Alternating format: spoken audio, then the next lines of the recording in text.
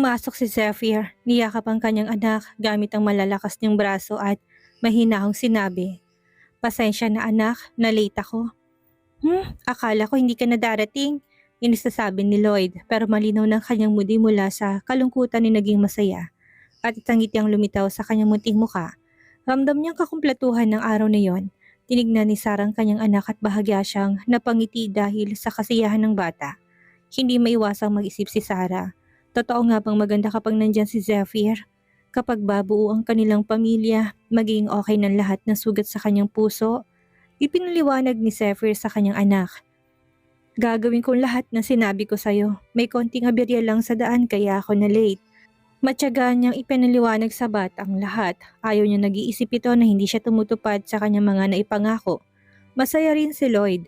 Tumingin siya kay Levi at sinabing, "Levi, nandito ng tatay ko." "Oo." Gumawa si Levi ng isang scissors hand gesture. "Sige, sabay tayong mag-ihip ng kandila." Okay, masayang pagsang-ayon ni Lloyd.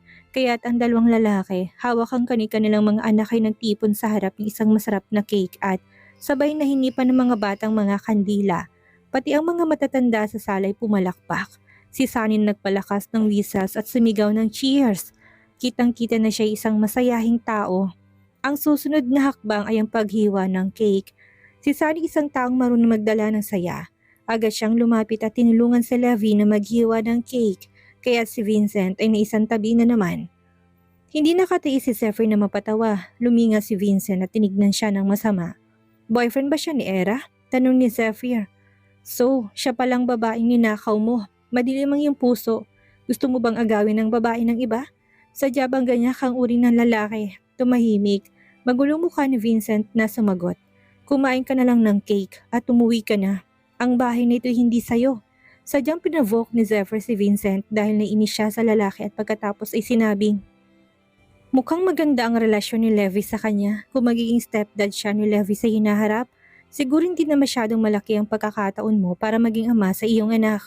Habang nagsasalita, humawak pa si Zephyr sa kanyang baba. Tumingin si Vincent at nakita si Levi at si Sunny na magkasama habang naghihiwa ng cake. Ang unang piraso ng cake ay ibinigay kay Era. Hinalikan ni Era sa Levi sa pisngi. Ang tatlo ay parang isang masayang pamilya. Ang mga mata ni Vincent ay puno ng kalungkutan. Napangisi si Zephyr saka nagsalitang muli na may pang-aasar. "Ang init dito no? Ang init sa mata. Maniniwala ka o hindi, baka magkaroon ako ng malaking progreso kay Sarah mamaya. Palagi ko, magiging mabuti din ang relasyon ko kay Lloyd." Pagkakataon na ni Vincent para makabawi sa pang-aasar ni Zephyr. Siya naman ang bumanat dito. Nagpakita ng babala sa mata ni Zephyr. "Vincent, kinakausap kita para bigyan ka ng babala at pagkakataon tungkol sa iyong mag-ama.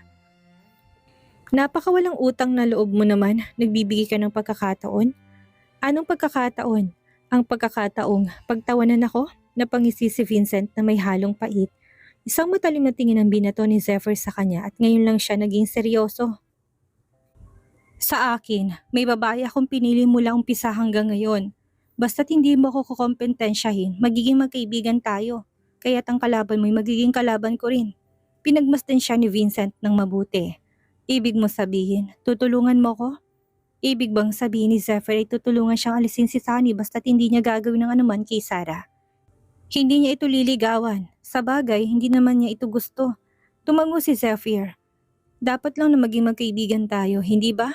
Tumingin si Vincent sa kanya at pagkatapos ng ilang sandali nagtanong, "Paano mo ko tutulungan? Nabalitaan ko na matagal nang magkasama si Sunny at si Era, tama ba?" Tanong ni Zephyr sa lalaki. Ngumiti ang lalaki. "Inimbestigahan mo ba ako? Kailangan mong kilalanin ang sarili mo at ang kalaban mo. Para alam mo kung paano ka aatake. Yun ang prinsipyo ko sa buhay." Makahulugang sagot niya. "Talaga?" Tumawa si Vincent. "Paano mo nga ako tutulungan? Talagang interesado ako." "Matutulungan kita, pero kailangan mong mangakong hindi mo nahabulin ng asawa ko." Ngumiti ito. "Wala namang nangyayari sa amin ng asawa mo. Kung ganun, bakit sinundo mo siya kanina?" May himig pagsiselos ang tono ni Zephyr. "Nag-uusap lang kami tungkol sa negosyo." Sinulyapan siya ng lalaki at nagsalita ng may pang-aasar. "Bilang isang lalaki, dapat mas malawak ang pananaw mo. Ang mga babae ay kausap lang ng partner tungkol sa mga bagay. Huwag mong gawing malaking issue. Bawasan mo pagiging seloso mo dahil lalayuan ng mga babae ang ganyang klase ng ugali."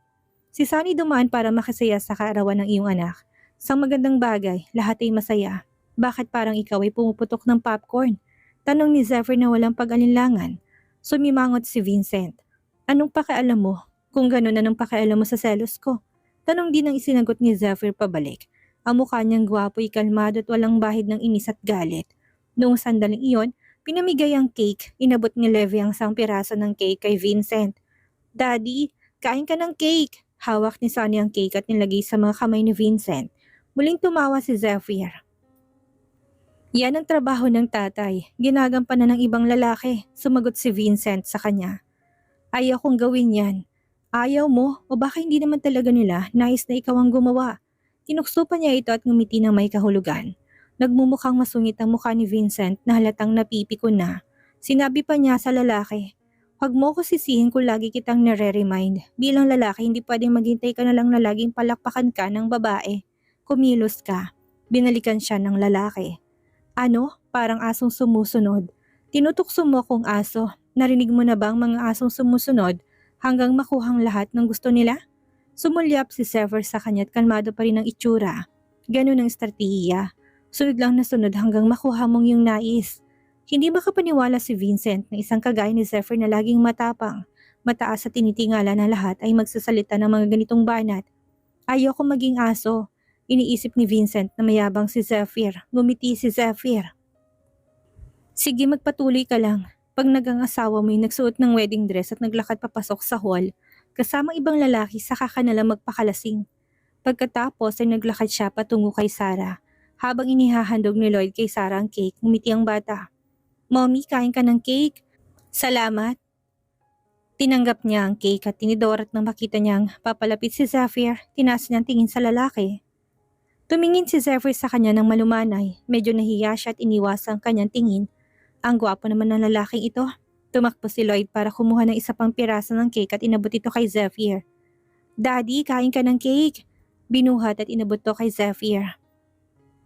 Salamat, pero hindi masyadong mahilig si Daddy sa matamis. Ikaw na lang ang kumain.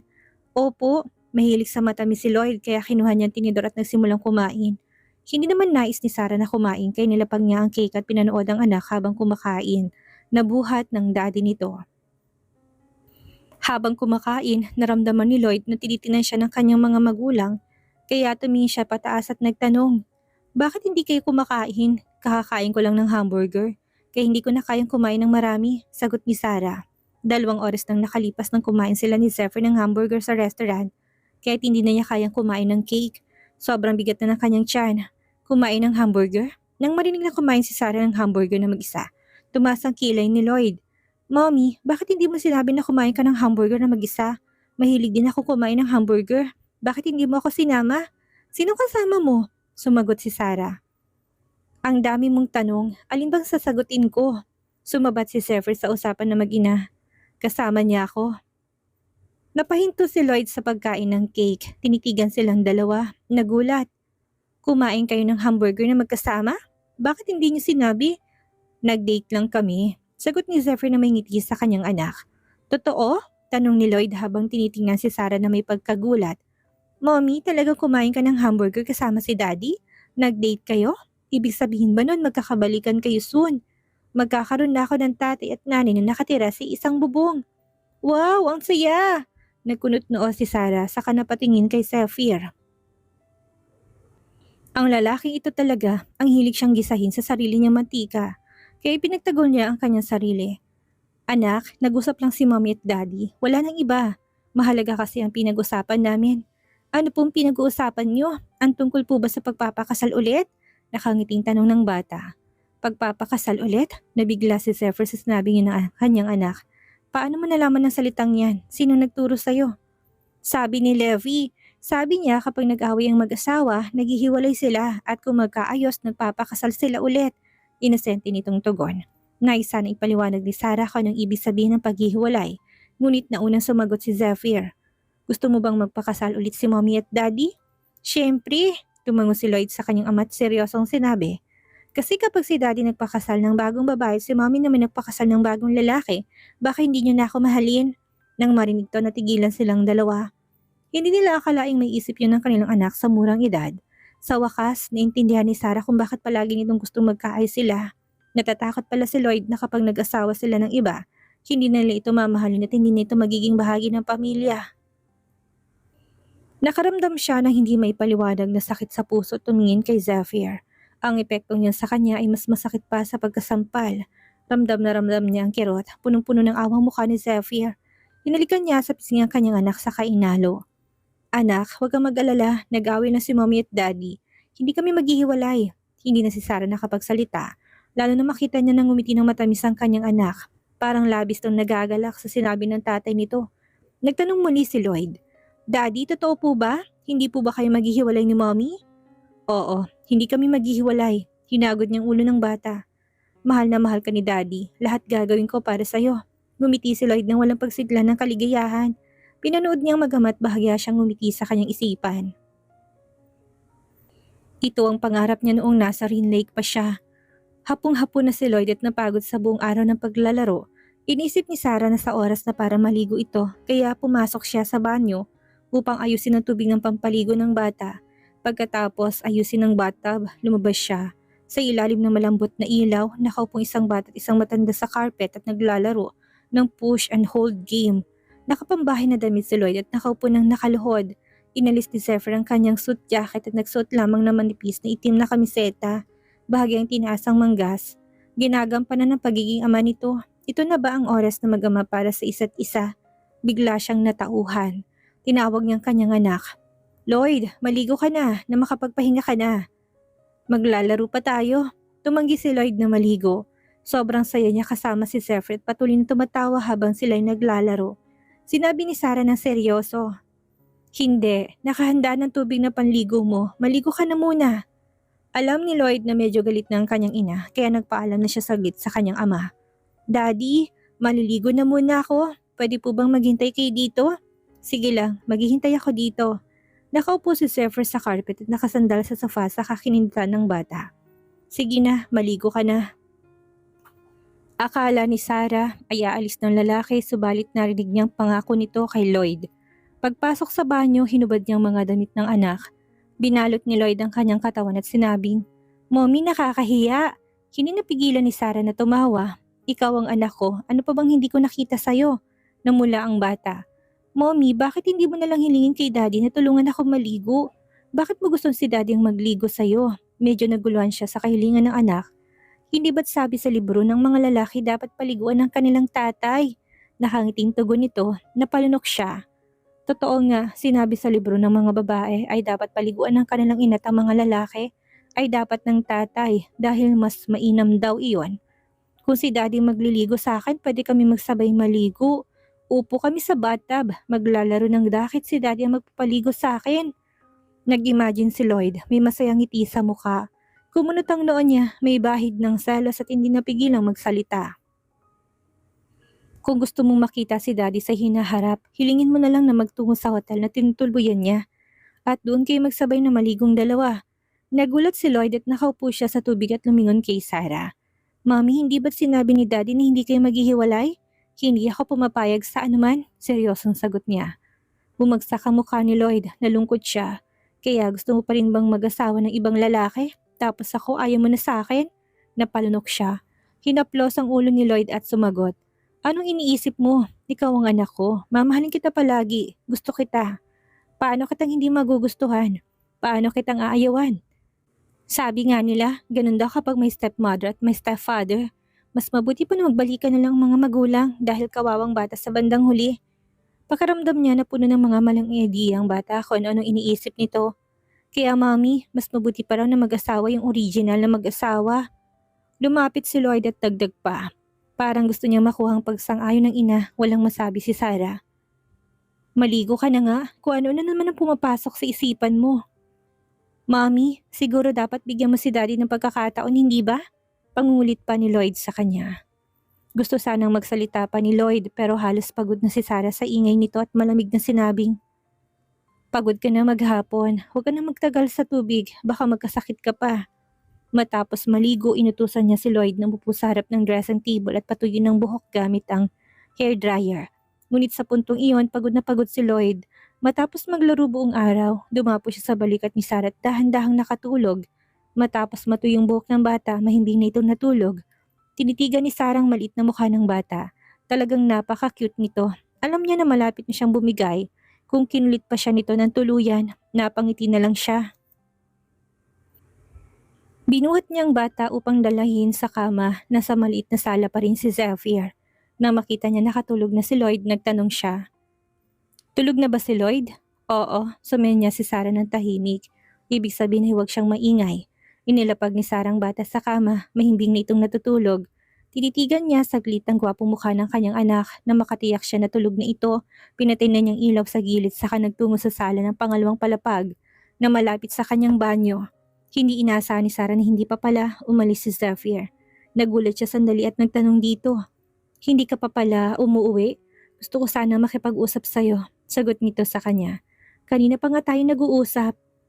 Hindi na gustong makipag-usap pa ni Sarah kaya lumikot siya at nais na mag-shower. Ngunit biglang hinawakan ni Zephyr ang kanyang kamay at ang mainit itong palad ay humaplos sa kanyang balat. Nagulat siya at napatingin sa lalaki. Sarah. Sa ilalim ng ilaw, malalim ang mga mata ni Zephyr. Ito ang kahinaan niya, malamang kapag nagpatuloy ang lalaki sa ganitong inaarte sa kanya, baka bumigay siya ng maaga. Tumitig siya dito saglit at tangkang hihilahin ng kamay. Umuwi ka na, hindi ako aalis. Hinawakan siya ni Zephyr ng mas mahigpit, subalit sa pag-iwas ni Sarah na sagi niyang gift boxes na may mataas na patas sa gilid, gumalaw ito at unti-unting nahulog. Mabilis siyang niyakap ni Zephyr at pabagsak silang nahulog sa sofa. Bagaman nasaktan siya, narinig niyang igik ni Zephyr sa kanyang harapan. Impit na daing nito, nagulat saglit si Sarah at tinitigan nito. Nasaktan ka ba? May mga gift box sa likod ko, masakit. Nakaramdam siya ng sakit dahil ang ilang mabigat na box ay tumama ang gilid sa kanyang likuran. Patingin nga, naisa nang tingnan ni Sarah ang likod ni Zephyr. Inalis ang itim na kamiseta at yak na ilang pulang markang lumitaw sa likod nito. Medyo nainis siya sa kanyang asawa. Hindi mo sana ako hinila kanina. Sino bang nagsabi na huwag ka makinig sa akin? Nakatingin sa kanya si Zephyr na parabang kasalanan niyang lahat. Ang mga mata ng lalaki parang sa aso na malamlam, nakakaakit, nakakadala. Sa tingin ko, napag-usapan na natin ito. Isa pa nasaktan ka na. Kalandian pa ang gusto mong pag-usapan natin. Talagang ikaw, wala ka na pinipiling lugar. Nakasimangot na tugon niya sa lalaki. May pinipili bang lugar ang pagmamahal? Balik na tanong ni Zephyr sa kanya. Napahawak siya sa kanyang noo at bahagyang tinapik iyon. Mag-uumpisa na naman ang lalaking ito nakakornihan tapos ng usapan natin, makulit ka lang talaga. Nag-umpisa na siyang mabadtrip dito. Tumingin si Zephyr sa kanya ng malalim. Paano tapos na? Hindi pa natin napag-usapan ang tungkol sa bata. Nabigla si Sarah tumingin kay Zephyr. Ang tungkol sa bata? Ano pa bang tungkol sa bata? Gusto mo bang agawin si Lloyd sa akin? Bigla siyang nag-alala at nagalit sa lalaking kaharap. Natakot si Zephyr na muling mawalan ito ng kontrol sa emosyon. Kaya hinawakan niya ang kamay ng babae at nagsabing, hindi yon ang ibig kong sabihin. Ang nais kong sabihin ay gusto ko sanang pag-usapan natin. Ang tungkol kay Lloyd. Ano ang gusto mong pag-usapan? Hindi siya tumingin sa mata ni Zephyr at binaba ang kanyang ulo.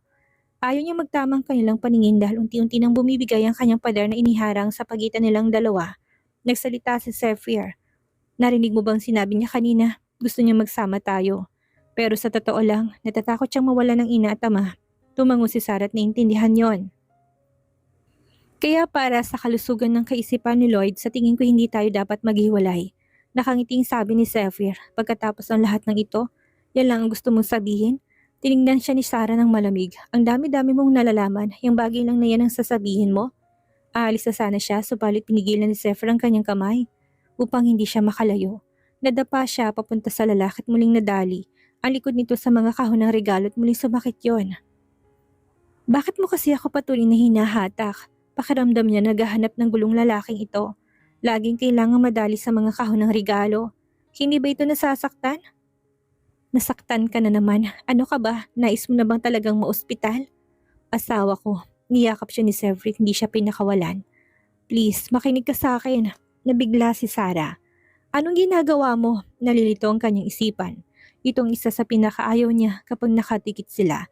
Ikaw ang asawa ko. Hindi na magbabago yon. Nais kong patunayan sa'yo na kaya kong magbago at pinakamahalin kayo ng anak natin. Niyakap pa rin siya ni Zephyr ng mahigpit. Huwag ka nang magalit, pwede ba? Bati na tayo. Sumandal siya sa mga bisig ni Zephyr na pigilang kilig na lumabas sa kanyang labi. Nakagat na lang niya ang pang-ibabang labi upang pigilan ang pagsilang ng isang masayang ngiti. Kinikilig siya sa salita ng asawa buhat sa bibig nito, nagsalita siya ng pagalit. Ayoko na talagang makipag-usap sa'yo. Asawa ko, huwag ka namang ganito sa akin. Ang sakit ng likod ko, pwede mo bang tingnan? Malamlam ang ngiting ibinigay ni Zephyr sa kanya. Hindi niya matingnan na nalakit sa labi lang nito siya nakatutok. Napalunok siya saglit saka nagsalita. Hindi, nakakunot ang noon ni Sarah. Huwag kang masyadong malambing sa akin at baka. Pakawalan mo nga ako. Hindi kita pakakawalan. Hindi talaga siya binibitawan ng lalaki. Nanatili pa rin itong nakapulupot sa kanya na parang sawa. Gusto ni Sarah na itulak muli si Zephyr at tila napansin niya yun kaya bumulong siya. Kung itutulak mo ko ulit, muli ako madadali sa mga kahon ng regalo. Maging isang disabled na ako. At ikaw ang mag-aalaga sa akin. Tumigil si Sarah sa paggalaw. Sinabi ko sa'yo na pakawalan mo ko pero hindi mo ginawa. Ano ba talagang gusto mo?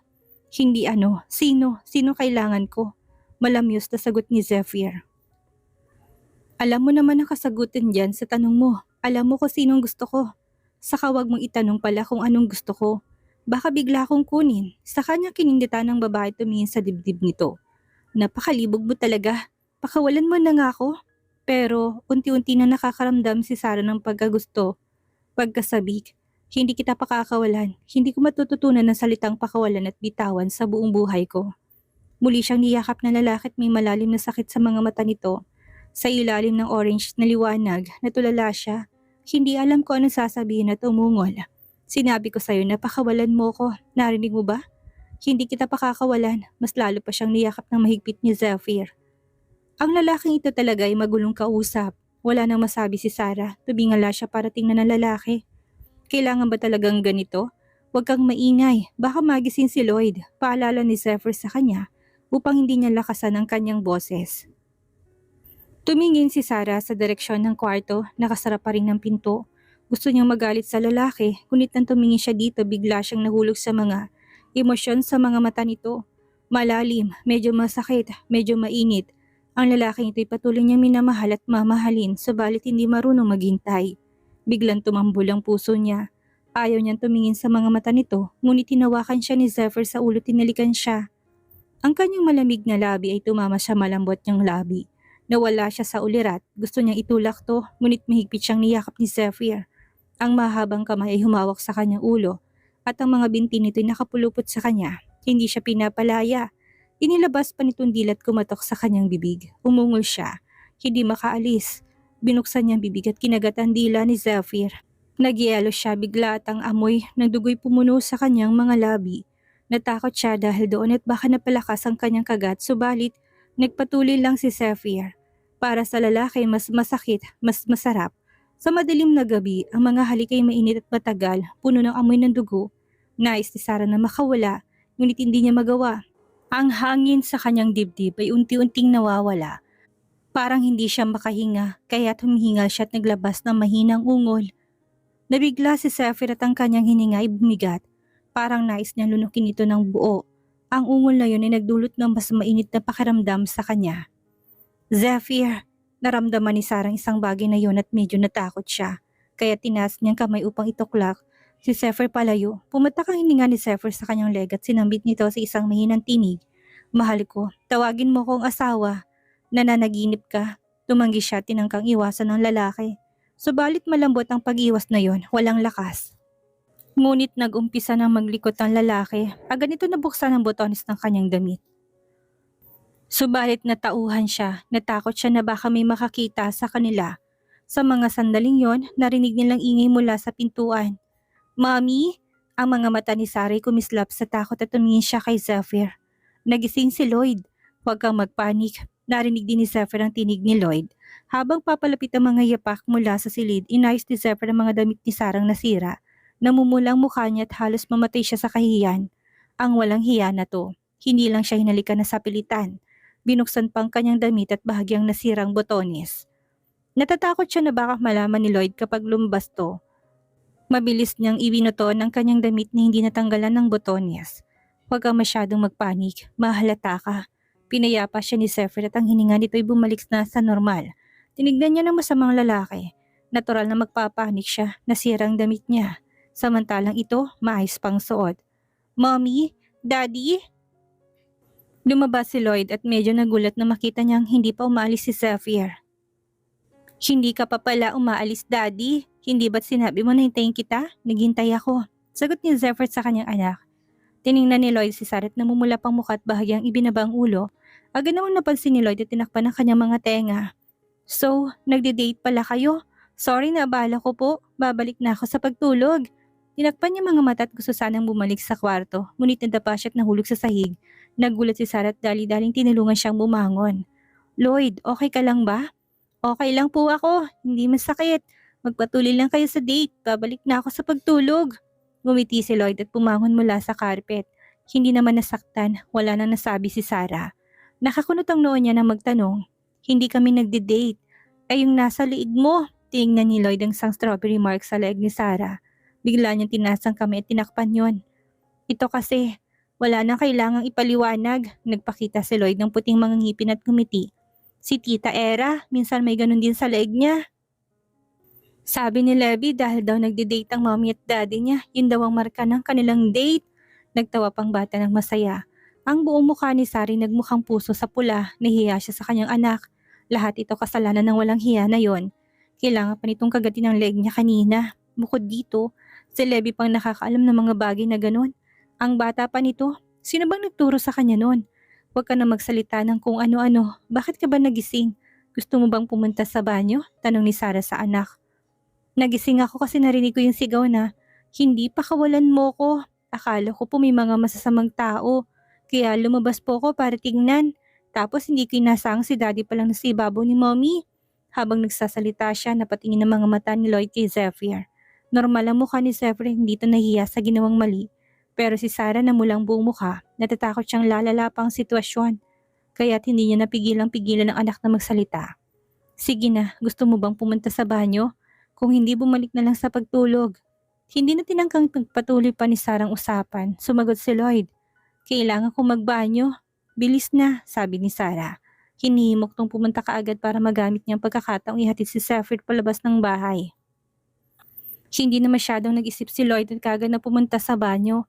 Pagkatalikod ng bata, hinarap niya si Zephyr at sinabing, umuwi ka na muna. Sarah, sabi ni Zephyr. Habang tumatayo, hinawakan niyang kamay ni Sarah. Bakit na naman? Nakangusong sagot niya. Umuwi ka na't gabi na. Pumikit saglit si Zephyr at sumagot.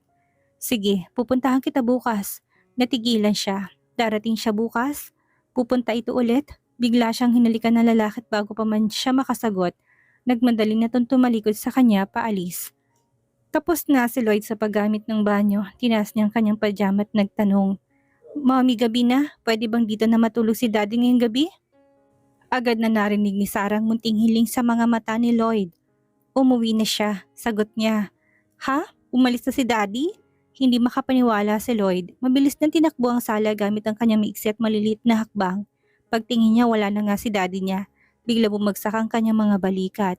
Lumapit si Sarah sa bata sa sala at nakitang maliit niyang anak na tila puno ng lungkot. Hindi niya maintindihan pero nakaramdam siya ng kirot sa puso. Binuhat niya si Lloyd at yumakap to pabalik sa kanya.